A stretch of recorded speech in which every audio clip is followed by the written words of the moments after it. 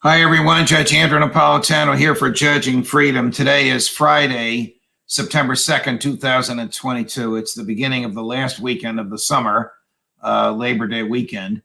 But there are some observations that I want to make with respect to the latest events involving the FBI execution of a search warrant at the home of former President Donald Trump and the fallout and the likely actions that the federal government is going to take. I published my op-ed yesterday, my regular Thursday column. The host, that is the newspaper or the digital venue, is permitted to change the title, but the working title and the title most people kept is Why Donald Trump Will Soon Be Indicted. And the short answer is his words are not helping him, and the government has a great deal of evidence against him. Now, we now know some of what the government has because a federal district court judge late yesterday afternoon ordered the government to release an inventory of what it took from his home. You can't release the actual documents because many of them are protected by the state secrets that the government will allege Donald Trump violated. So the government is not going to release them, but it released them by category. Categories are they found 35 documents that were marked secret and 18 marked top secret. What's the difference?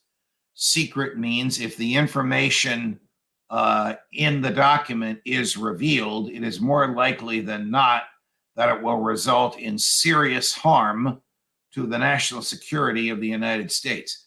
Top secret means if the information in the document is revealed, it is more likely than not it will result in grave injury to the national security of the United States.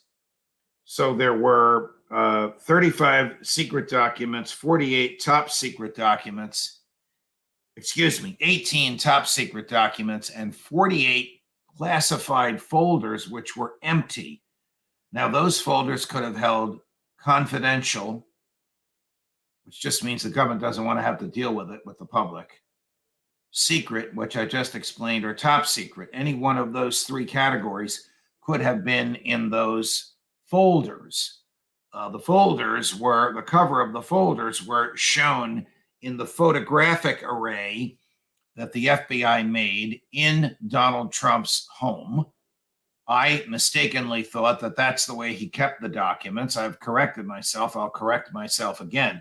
That is a photographic array that the FBI made. I'll tell you why they did it in a minute. That is not the conditions under which Trump kept the documents. He may have pulled, or his aides may have pulled, documents out of sleeves that said classified, and he may have stored secret and top secret documents along with mementos and other personal items. But he's not a slob. I know that personally. He's a neatnik. There's no way that photographic array of what the FBI says it found is the condition in which it found it. And the FBI and the DOJ now admit it. They say they did this just to show the court and the public a fair sampling of what they found. I think the real reason they made this photographic array was to goad the former president, and they succeeded because he is a neatnik. I'm a neatnik too, so I'm not critical of him for that. Because he is a neatnik, he complained. They took these documents and spread them around my floor and led you to believe that that's the way I kept them. He was angry. They goaded him, and it worked. But what's the real significance of his responding to that goading? He admitted he had them. And that's bad on his part. He needs to stop responding to these goadings from the government. His words are not doing him any good, because for all three of the potential crimes against him, gathering national defense information, moving and removing national defense information, and hiding national defense information from the government, knowing they're looking for it, the first element the government has to prove is that the defendant had this stuff and knew he had it. Well, now they don't have to prove that. because Donald Trump has twice acknowledged publicly that he had this stuff. Once on the day of the raid when he said, don't worry, all that stuff, I declassified it. That's an admission that he has it.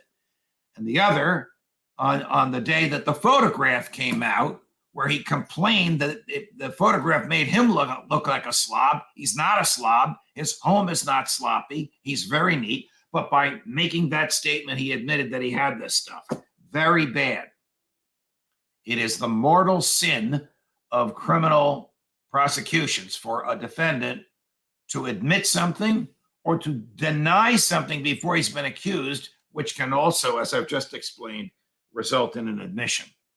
Second thing I want to explain to you is why Trump's lawyers are pursuing the special master, an outside person, usually a retired judge, it wouldn't be me, who is neutral in this and who will look at all the documents and say, well, this is attorney-client privilege, this is executive privilege. I don't think there is an executive privilege here. The courts have said there isn't. This is personal, so send that stuff back. Well, this is evidence of crime, so the FBI can keep it. Why would they want that now after the government has already gone through every document and after the intelligence community has already examined the secret and top secret documents to determine if any of the information in them has made its way out? I'll tell you why. But first, a little background. You want a special master to look at the documents the government has seized from you, you must move immediately while the search is going on, so that the court will say, okay, you can have the special master, and I'm directing the people that are doing the search, whether it's local police, state police, or federal agents, not to surrender what they've seized to their bosses, the prosecutors who sent them, local, state, or federal, but to surrender them to the special master.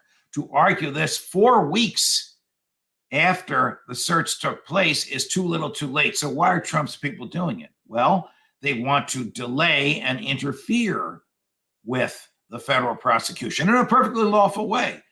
If Judge Cannon now appoints a special master, fruitless in my opinion, and too late, it's the opinion of most legal analysts observing this, depending upon what the special master is supposed to do and whether the special master has him or herself a top secret clearance, all it will do will delay the prosecution, something the federal courts cannot do.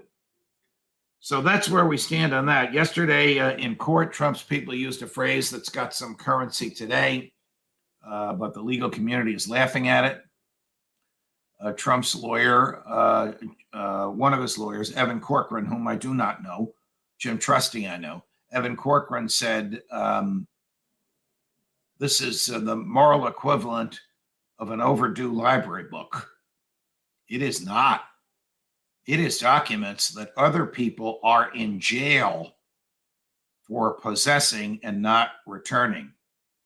It is the same charges leveled against Edward Snowden, who released information of the most massive mass warrantless spying on Americans in history, arguably the greatest abuse of governmental power in peacetime ever by the federal government.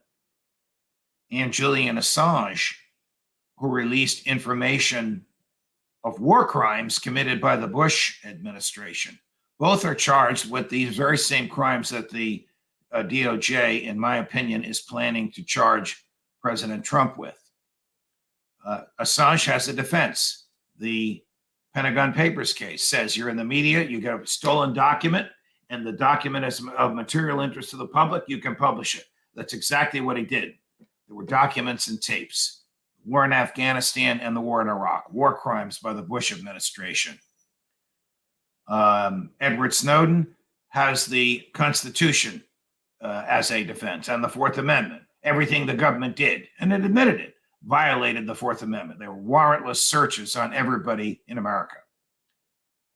Donald Trump better have a defense that is stronger than the moral equivalent of an overdue library book, because the case against him is a strong one. Have a great holiday weekend. Judging Freedom will be back on Tuesday, the day after Labor Day. Judge Napolitano for Judging Freedom.